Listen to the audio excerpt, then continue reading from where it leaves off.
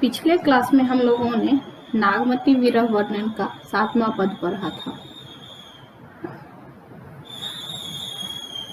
और 8वां भी हो चुका है। आज हम लोग 9वें पद से पढ़ेंगे।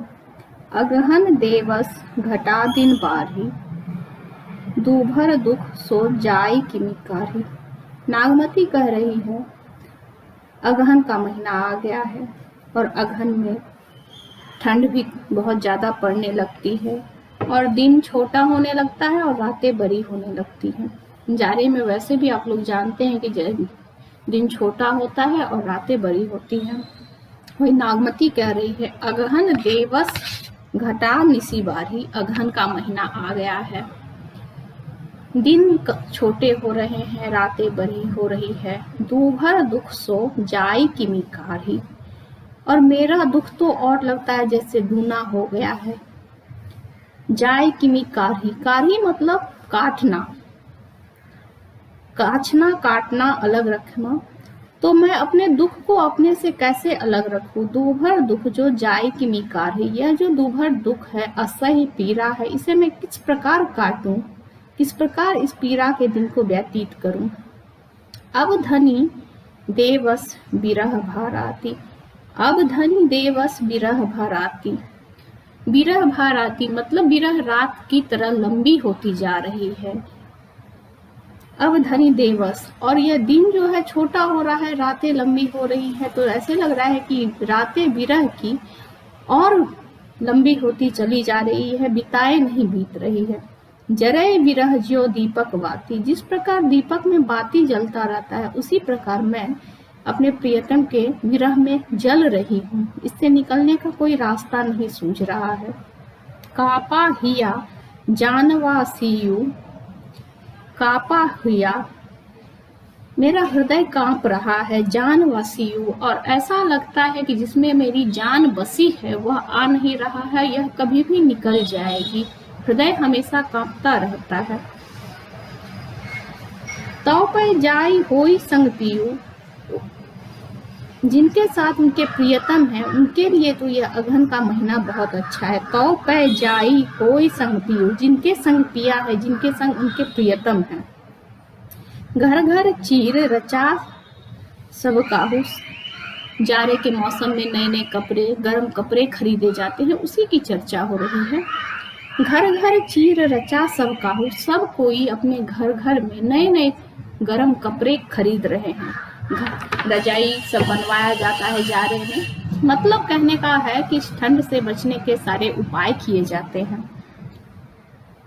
तो सब घर में ठंड से बचने के उपाय किए जा रहे हैं, गर्म कपड़े बनवाए जा रहे हैं। मोर रूप रंग लगा ना हो, और मेरा क्या है, मेरा रूप रंग तो कुछ भी रहा नहीं। मेरे प्रियतम के चले जाने के बाद मुझे कुछ भी नहीं ठीक लग रहा है, ना रूप रहा, ना रंग रहा।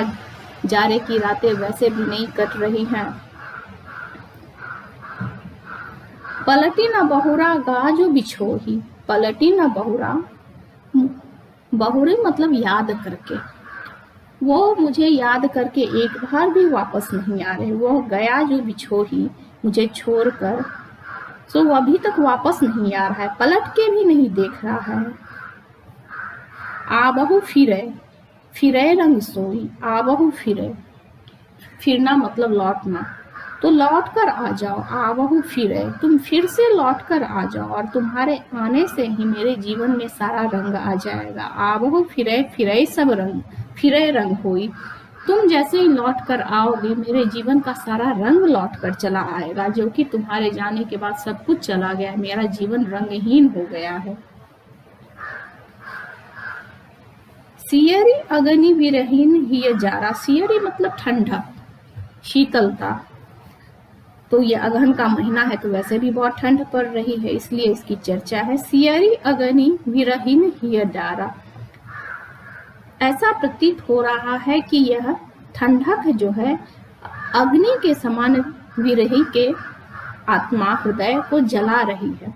नागमती कह रही है कि यह ठंड, इस ठंड में तो सब ठंड से कांप रहे हैं, लेकिन मेरे लिए तो यह ठंड अग्नि के समान मेरे हृदय को जला रही है।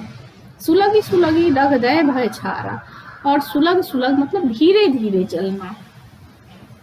और आप लोग को शायद पता नहीं हो कि जो आग धीरे धीरे जलती उसमें राख ज्यादा होता है। तो वही यह कह रही है, सुलगी सुलगी दग्धे भय छारा, सुलग सुलग के धीरे धीरे जो जल रही हूँ तो लगता है मेरा पूरा शरीर छार मतलब राख हो रहा है। यह दुख दगध न जाने कंतु, मेरा यह दुख दर्द मेरे कंत मेरे प्रिय मेरे पति नहीं जान रहे हैं। यह दुख दगध न जाने कंतु, मैं जो दुख में दग्ध हो रही हूँ जल रही हूँ यह मेरे प्रियतम नहीं जान रहे। यौवन जरम करे भस्मंतु, मैं अपने यौवन को जलाकर विरह की अग्नि में जलाकर भस्म कर रही हूँ। मेरे इस बात का पता मेरे प्रियतम को नहीं है। पियसो कहे हूँ संदेशरा ए भवरा ए काग, और हमारे यहाँ पक्षी के द्वारा संदेश भेजने की पुरानी प्रथा है। तो इसी को जायसी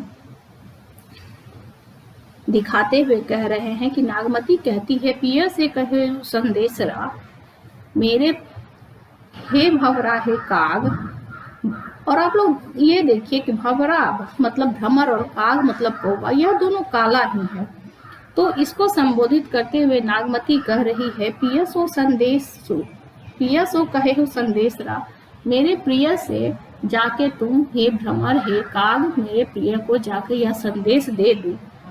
सो धनी विरह जरी गई तेहिक धुआं हम लाग, तुम्हारी जो धनी है तुम्हारी जो पत्नी है वह विरह में जल गई है और उसके जलने से जो धुआं उठ रहा है वही धुआं हमें लग रहा है, इसलिए हम काले हो गए हैं।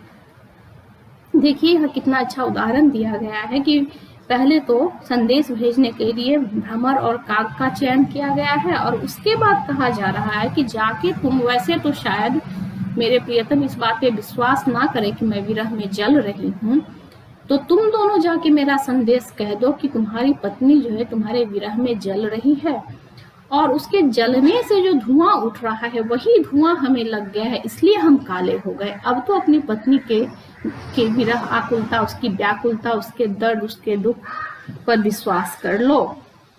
धन्यवाद।